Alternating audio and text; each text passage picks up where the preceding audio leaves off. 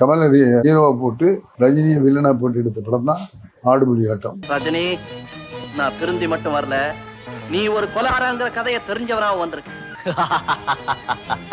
கமலோட நான் படங்கள் பண்ணிட்டு இருந்தேன். நம்முடைய பாரத் சார் ரஜினியை அறிமுகப்படுத்தின உடனே ரஜினிக்கு ஷூட் ஆகிற மாதிரி கதை கிடைக்கும் போது பண்ணுறோன்னு சொல்லிட்டு, அதுதான் மகரிஷி அவர்கள் எழுதின நாவல் போனா ஒரு கேள்விப்படி. அந்த படத்தில் என்ன பண்ணோம்னா, வில்லனாக ஆக்கிட்டு இருந்த ரஜினிகாந்த் ஹீரோவை போட்டு, ஹீரோவாக நடிச்சுட்டு இருந்த சிவகுமாரை வில்லனாக போட்டு, கேரக்டர்ஸை மாற்றி போட்டு அந்த படத்தை பண்ணோம். அப்போவே ரஜினி சார் வந்து டைலாக் பேசுறதுக்கு தேங்கினாலும் அதை கற்றுக்கிட்டு பஞ்சனுடைய டைலாக்கு பஞ்சு டைலாக்லாம் அப்போவே பேசினார். ஆகவே அவர் ஸ்டைல் மட்டுமில்லை, சிறந்த குணச்சித்திர நடிகருங்கிறத அந்த படத்திலே அவர் நிரூபித்தார். அதன் மூலம் அவர் தொடர்ந்து இவங்களோட பண்ணிட்டு இருக்கும்போது கமல் ஹீரோவை போட்டு ரஜினியை வில்லனாக போட்டு எடுத்த படம் தான் ஆடுபுலி ஆட்டம்.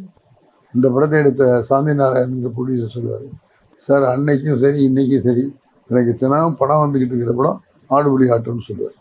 இன்றைக்கும் அந்த படம் ஓடிட்டு இருக்கு. கலெக்ஷன் 2 பேர் இருக்கிறதுனால கலெக்ஷன் ஆக்ஷன் பிக்சர் அது. ஆகவே அந்த படமாகவே நாங்கள் 2 பேரையும் வச்சு படம் பண்ணோங்கிற அந்த லிஸ்ட்டில் என் பேர் இருக்குங்கிறத பெருமையோடு உங்களுக்கு சொல்லிக்கொள்ள ஆசைப்படுறோம்.